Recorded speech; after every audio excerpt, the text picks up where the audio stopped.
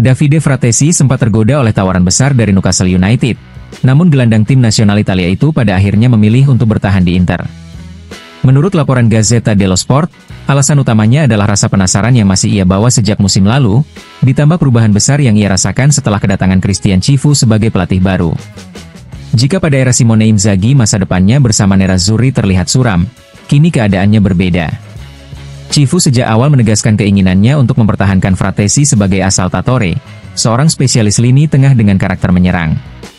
Meski Newcastle sempat menyiapkan dana 45 hingga 50 juta euro, transfer tersebut tidak pernah terwujud. Hubungan keduanya semakin erat sejak Juli lalu, ketika Cifu datang menjenguk Fratesi yang baru menjalani operasi hernia. Dari momen itu lahirlah ikatan yang semakin kuat. Hingga saat ini Fratesi memang belum mencatatkan menit bermain karena kondisi fisiknya yang tertinggal, namun selepas jeda internasional ia siap bersaing. Persaingan di lini tengah Inter tetap ketat, dengan nama-nama seperti Calhanoglu, Barella, dan Mkhitaryan yang masih tak tergantikan, ditambah Zielinski, Suchik, serta Diouf yang menunggu giliran. Meski begitu, peluang Fratesi untuk tampil secara reguler tetap terbuka lebar. Selain itu, isu mengenai perpanjangan kontraknya juga mulai dibicarakan. Kontrak Fratesi saat ini berlaku hingga 2028, namun klub dan sang pemain disebut telah membuka pembicaraan untuk memperpanjangnya sampai 2029, dengan kenaikan gaji sekitar 1 juta euro dari nominal bersih 2,8 juta euro per musim. Semua tanda mengarah pada satu hal, yaitu musim ini bisa menjadi titik balik penting bagi Davide Fratesi di Inter.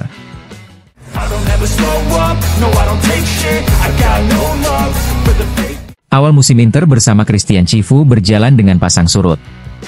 Setelah hasil yang belum memuaskan, jeda internasional ini datang pada momen tepat untuk melakukan evaluasi mendalam demi memperbaiki performa tim.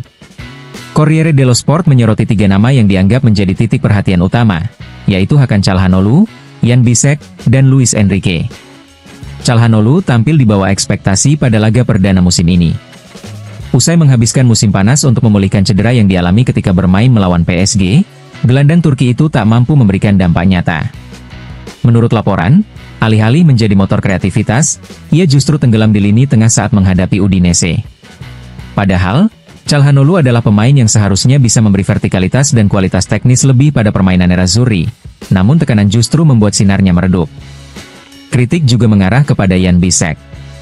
B asal Jerman tersebut dinilai belum mampu tampil meyakinkan, dan kedatangan Manuel Akanji membuat posisinya kembali terpinggirkan. Kini, Bisek harus bekerja keras untuk merebut kembali kepercayaan pelatih setelah sempat kehilangan konsistensi sejak akhir musim lalu. Cifu sendiri disebut menunggu jawaban tegas dari sang pemain, setidaknya dimulai dari intensitas latihan dalam beberapa hari ke depan. Sementara itu, tanda tanya besar masih mengiringi Luis Enrique, rekrutan anyar yang disebut-sebut sebagai salah satu misteri terbesar bursa transfer Inter. Hingga kini, pemain asal Brasil itu baru mencatatkan 4 menit bermain dalam 2 pertandingan. Keputusan Cifu untuk tetap membiarkannya di bangku cadangan melawan Udinese memunculkan spekulasi bahwa Enrique belum siap secara fisik untuk bersaing di level tertinggi. Padahal, karakternya yang eksplosif bisa saja menjadi solusi bagi Inter dalam menghadirkan variasi serangan. Kini, jeda internasional akan menjadi waktu berharga bagi Cifu untuk mengevaluasi skuadnya. Sorotan tajam kepada Calhanoglu, Bisek, dan Enrique menegaskan bahwa Inter masih memiliki banyak pekerjaan rumah untuk kembali menemukan kestabilan yang dibutuhkan di awal musim ini.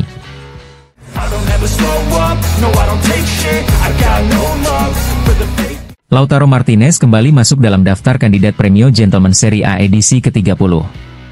Kapten Inter itu akan bersaing dengan Riccardo Orsolini, Bologna, dan Tijani Reijnders, Milan, untuk memperebutkan penghargaan prestisius yang mengedepankan nilai fair play. Acara bergengsi tersebut, digagas oleh Gianfranco Fassan, akan digelar pada 10 September di Milano, tepatnya di lokasi bersejarah Scuola Militare Teulier. Malam gala ini dipastikan akan dihadiri jajaran penting Inter. Presiden klub Giuseppe Marotta bersama Wakil Presiden Javier Zanetti akan hadir, dengan Zanetti sendiri mendapat penghargaan spesial Gentleman Calciatore Dei 30 anni. Direktur olahraga Piero Ausilio dan Dario Bacin juga dijadwalkan menghadiri perayaan tersebut.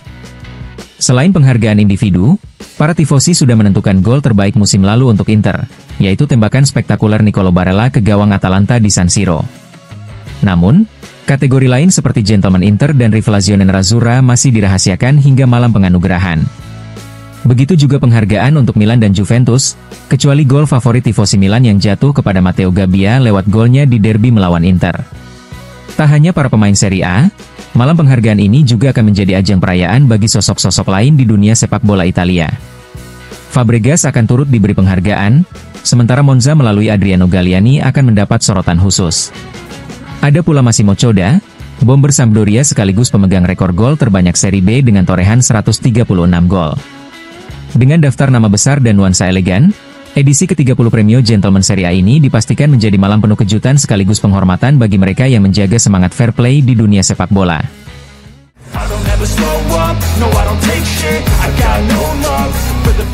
Marcus Thuram langsung mencuri perhatian di awal musim Serie A 2025-2026.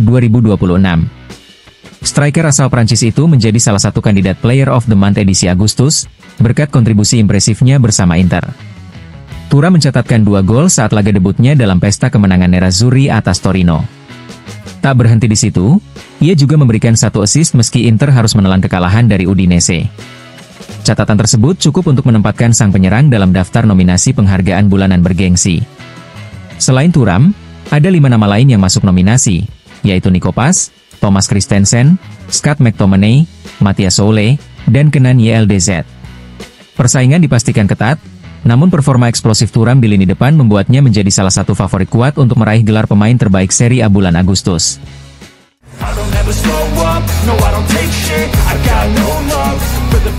Kasus Bisek kembali menjadi sorotan setelah baru 2 giornata Serie A berjalan. Bek muda Jerman itu dinilai tampil kurang meyakinkan saat Inter kalah dari Udinese, hingga namanya masuk dalam daftar pemain yang dikritik oleh La Gazzetta dello Sport. Media tersebut bahkan menyinggung penolakan Inter atas tawaran 32 juta euro dari Crystal Palace, seolah-olah kini terasa sebagai sebuah penyesalan. Dalam analisis video, pelatih Christian Cifu menemukan 2 kesalahan mendasar dari Bisek pada momen krusial.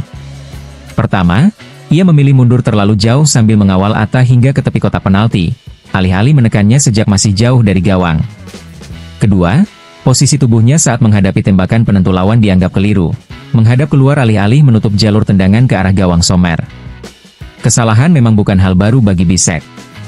Musim lalu ia juga beberapa kali jadi sorotan, mulai dari handball melawan Genoa di giornata pembuka hingga blunder kontra Lazio di penghujung musim.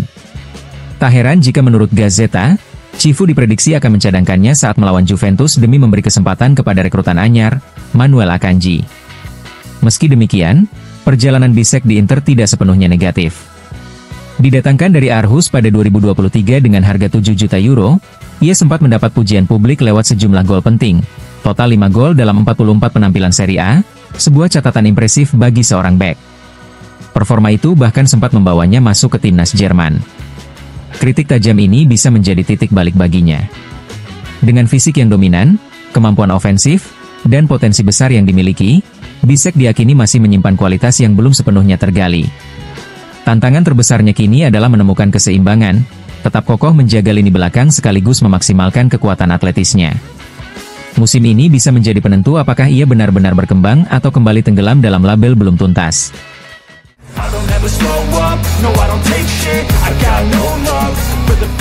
Salah satu masalah klasik yang masih menghantui Inter adalah soal menciptakan situasi unggul dalam jumlah pemain di area lawan.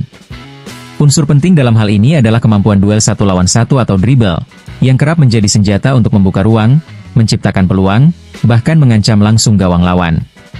Menurut data yang dihimpun Kikest, dalam 2 giornata awal Serie A, Atta dari Udinese memimpin daftar pemain dengan dribble sukses terbanyak, yakni 7 kali. Penampilannya di San Siro kala menghadapi Inter menjadi bukti nyata kemampuannya mengacak-acak lini belakang lawan. Di posisi kedua ada Matthias Soule dari Roma dengan catatan yang sama, sementara Nikola Zalewski serta Marcus Thuram menyusul dengan 6 dribble sukses.